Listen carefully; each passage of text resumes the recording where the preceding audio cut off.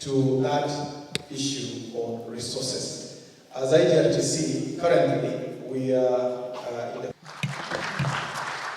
that the counties are going into. Government is transitioning into a different of the Kenya's landmass reserved for wildlife conservation. Of the visitors who come to this country come for wildlife viewing. So we are providing a lot of tourism opportunities done using innovation and also technology. Chief Guest, I seek to shorten my speech to just public landowner in this country.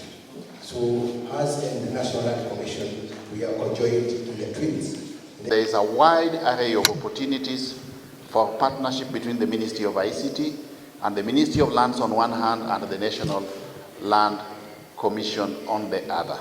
And we need to work together. In fact, failure is not an option, because one of the areas we are targeting as government to enhance our revenue base is to ensure that through digitalization we are collecting taxes at source in land transactions. So we have to work together.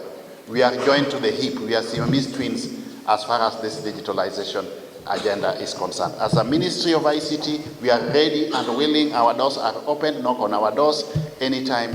Digitization, once it's fully operational, would help in terms of transparency and also in terms of avoiding all manner of frauds that are committed in terms of handling of physical documents. And that's one of the key issues.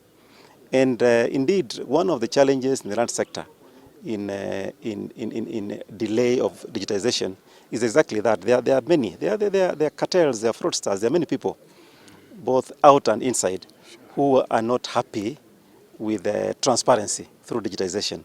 But that will be a thing of the past.